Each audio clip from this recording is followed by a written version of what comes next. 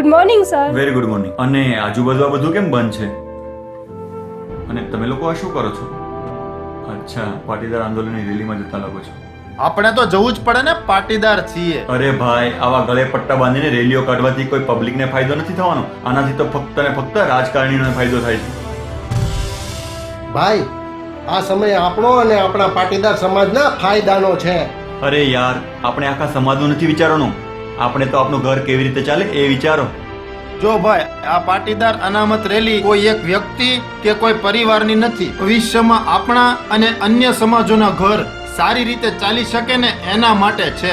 જો ભાઈ, તમારે લોકોને જવું હોય તો જાઓ, પણ તમારા જેવા 2-5 થી કોઈ ફરક નથી પડવાનો. દોસ્ત, આપણા વિચારો જ આપણને એકત્ર નથી થવા દેતા. ટીપે ટીપે સરોવર ભરાય, કહેવત સાંભળી છે ને?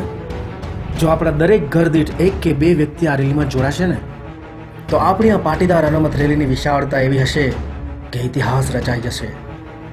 ભાઈ, તને પણ ખબર છે ને અમને પણ ખબર છે, આ રેલીનો હેતુ સરકારી યોજનાનો મફતમાં લાભ લેવા કે નોકરી મેળવવા માટે નથી.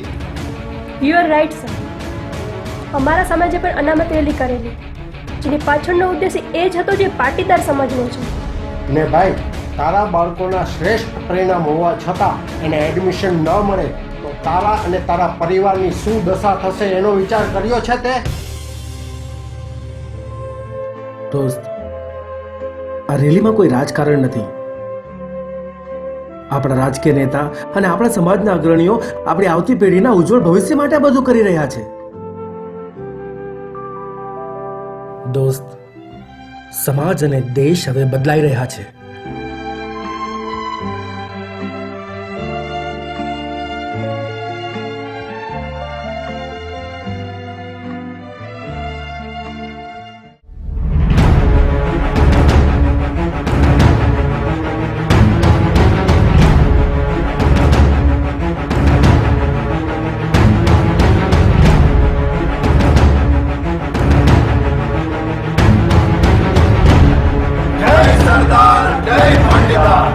ક્યાં તો દરેક સમાજને અનામત મળવું જોઈએ, યા તો અનામત હોવું જ ના જોઈએ.